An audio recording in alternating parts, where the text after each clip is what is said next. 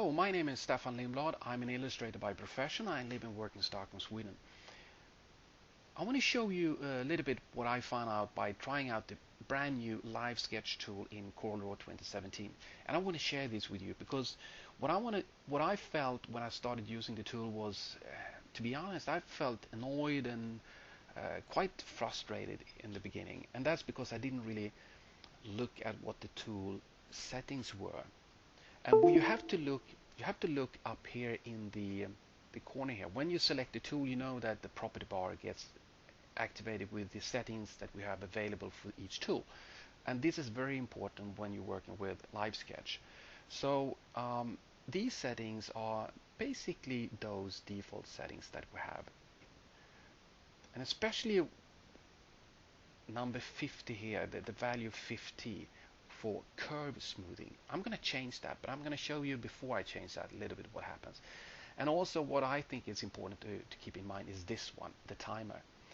By default, I think it's set to 5.0, but I'm actually going to drag that down to 0 also. But before that, I just want to show you a little bit. So when we draw, if we draw something big, bold like this, you see that there's a small smoothing going on here, but not that big of a problem maybe for some illustrators out there. But as I make this rectangle smaller, you're going to see that the smoothing is somehow more apparent. And I don't know how it is with you, but many times when I draw a big drawing, I don't always zoom in CorelDRAW.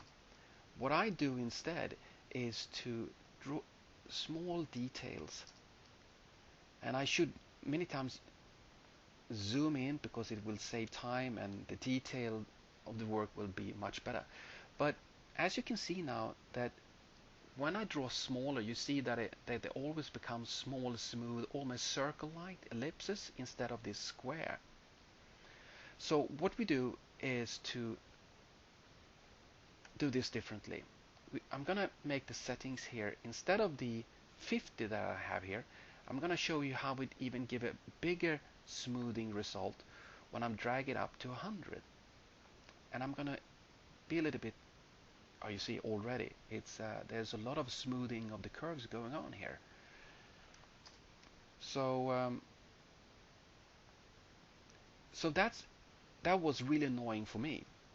And I'm going to show you also what this is that's going on also that could feel quite annoying.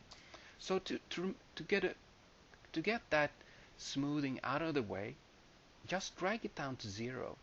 And personally, I drag it down to 0 in this corner, the timer as well. I'm gonna zoom everything down to 0. And now let's see what happens. Make this bold, big, bold one here, and then we make smaller and even smaller. And as you can see, I'm not zooming in or anything, and the corners keeps pretty much as I draw them. So you see there's a big difference here. So if you have smoothing of 50, 40, 50 or 100, you will get the corners smooth. But if you don't want it, go down to 0. So we established that now. So and here's another thing that you saw this issue here. I'm going to show you what this is. The tool, sketch tool, like to think a little bit for you sometimes. I don't know if that's actually the correct way of explaining it, but it is a bit like artificial intelligence. It's trying to figure out how you draw. And so there's another thing we have to think about when we're using the tool, and that is the shift key and the enter key on the keyboard. To not have this issue here, let's see what we can do. We draw one little square and then hit enter key and then draw one more. This is especially apparent when you drag up the timer to about 5 seconds instead of 0 seconds. If I have 5 seconds here now, you see that they connect. If I draw with no seconds, they don't connect so easily. So I do that again for you. 5 seconds,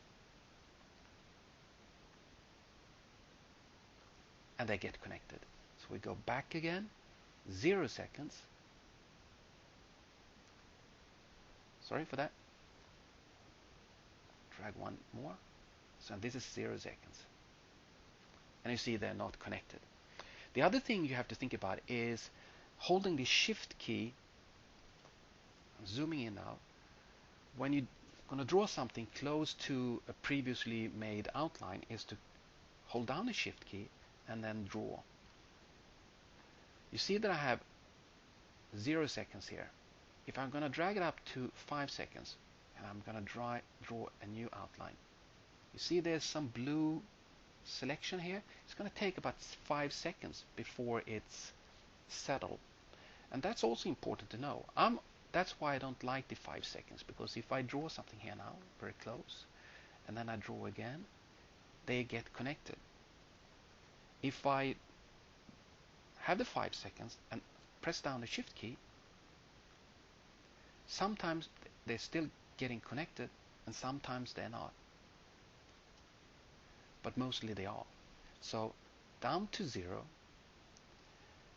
And if you have, for example, we stay at the 5 seconds.